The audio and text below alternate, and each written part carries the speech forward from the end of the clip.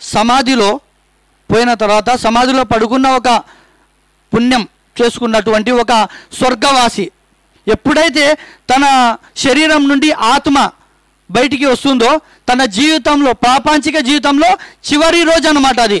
అంటే ఆ పుణ్యం చేసుకునే వ్యక్తికి ప్రాపంచిక జీవితంలో చివరి రోజు అన్నప్పుడు పరలోక జీవితంలో ఆ రోజు మొదటి రోజు.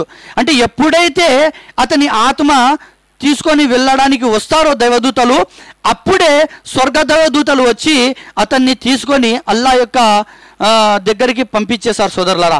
అప్పుడే స్వర్గం యొక్క చాలా విషయాలు అతనికి చెప్పడం జరుగుతుంది. నీకోసం స్వర్గం ఉంది, ఇలాంటి వస్తువులు ఉన్నాయి, అలాగా చెప్పడం అంటే దైవదూతలు అతనికి చెప్తారు, అల్లా యొక్క తరపున చెప్తారు నీకోసం స్వర్గం ఉంది అని. అప్పుడు అతని ఆత్మ అందరితో చెప్తుంది దైవదూతలతో, కానీ మనకి వినిపించదు. నన్ను తీసుకెళ్ళండి, నా ప్రభు వైపుకి తీసుకెళ్ళండి, నేను నా యొక్క స్వర్గంలో పోవాలని నేను పాటుపడుతున్నాను, మీరు నన్ను తొందరగా తీసుకెళ్ళండి అని చెప్పడం జరుగుతుంది. కానీ మనకు అలాంటివి వినిపించవు. అంటే ఒక పుణ్యం చేసుకున్న వ్యక్తి పరుగెడుతుంటాడు స్వర్గంలో నేను వెళ్ళాలా అని. ఎప్పుడు వస్తుంది అది మనకు? అలాంటిది మనకు ఎప్పుడు వస్తుంది మన మనసులో? మనం ప్రాపంచిక జీవితంలో అల్లాను విశ్వసిస్తూ పుణ్యాలు చేసుకుంటూ మన పాపాలపై క్షమాభిక్ష వేడుకుంటూ ఉన్నప్పుడు, అప్పుడు మనం చనిపోయే ముందు కూడా మనకు మన నోటి ద్వారా అలాంటి పలుకులు వస్తాయి.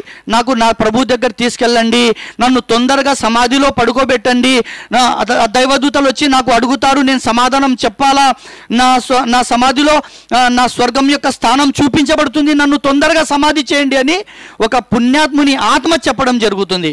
అప్పుడే ప్రాపంచిక జీవితం విడిచేటప్పుడే నీకు స్వర్గం లభించింది అని చెప్పడం జరుగుతుంది. అంత పెద్ద విజయం సోదరులారా.